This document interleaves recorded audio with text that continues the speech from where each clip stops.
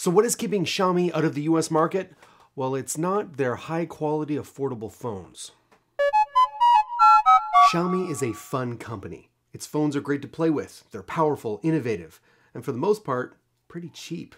Our biggest problem with their phones is that we can't get them. They're not easily available in the West. Xiaomi is a Chinese first affair, with precious few exceptions. Despite public comments about building a patent war chest in advance of the stateside launch in mid-2015, there's been no meaningful push into the American market. But a curious thing happened with Xiaomi. They made a big hoopla about launching into the United States, and then they sort of stopped talking about it, and then they sort of dismissed the question altogether. So what happened, and how did it happen? Because we want high-quality, affordable phones. Well, for starters, patent wars happened. You remember the patent war between Samsung and Apple, and Samsung lost and had to pay Apple over $1 billion in damages? Yeah, so what are companies doing? Well, they're building a patent war chest so that if so-and-so company sues the other company for patent infringement, they will sue them back for patent infringement too. It's like a 1980s nuclear war deterrent strategy. Don't sue us for patent wars because we're gonna sue you right back. Well, back in CES 2017, then Global VP Hugo Barra said, quote, "We don't want to go anywhere near the half-hearted efforts to launch a brand in the US just to say we're in the US," unquote. Barra pointed to a brand-building efforts in the United States, such as the release of a set-top box at Google I/O 2016.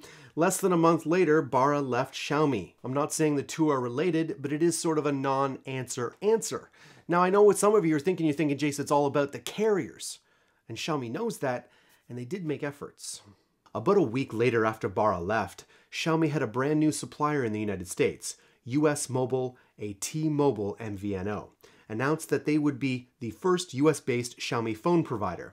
Then, the next day, on February 2nd, the phones were pulled, and it was announced that they were never an authorized dealer. Oops, someone got fired. You see, one of the biggest obstacles that Xiaomi faces in entering the Western markets lies with its patents, or rather the patents of other companies. Every aspect of making a smartphone has been legally secured in markets around the world. Xiaomi has been working on growing its patent collection, but the bulk of those patents reside in its home market of China. Any attempt to bring its products to Western markets would open up legal issues that would be both costly and take a lot of time. Think Apple versus Samsung in Europe. To avoid this, Xiaomi has been building up its patent portfolio through a number of deals over the past few years. GrayB.com has a full breakdown of Xiaomi's patents, the highlights of which include patent deals with Qualcomm, Microsoft, and Nokia.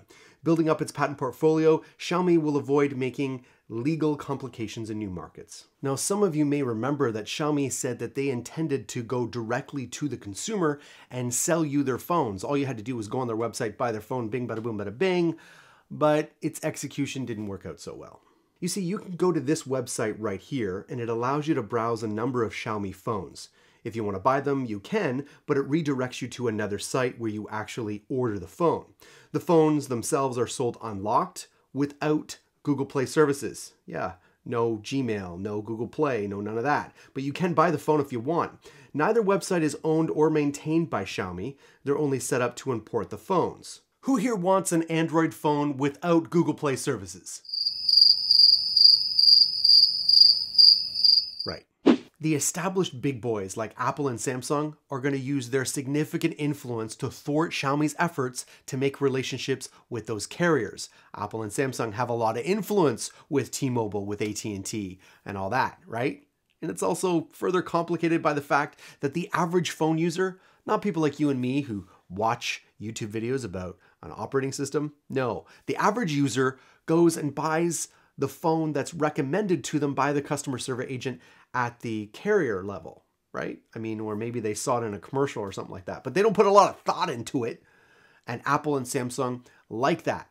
And that's what Xiaomi's up against. But it can't be all doom and gloom, right? I mean, Xiaomi and Huawei also are delivering really good devices with great prices. And you can't thwart that forever.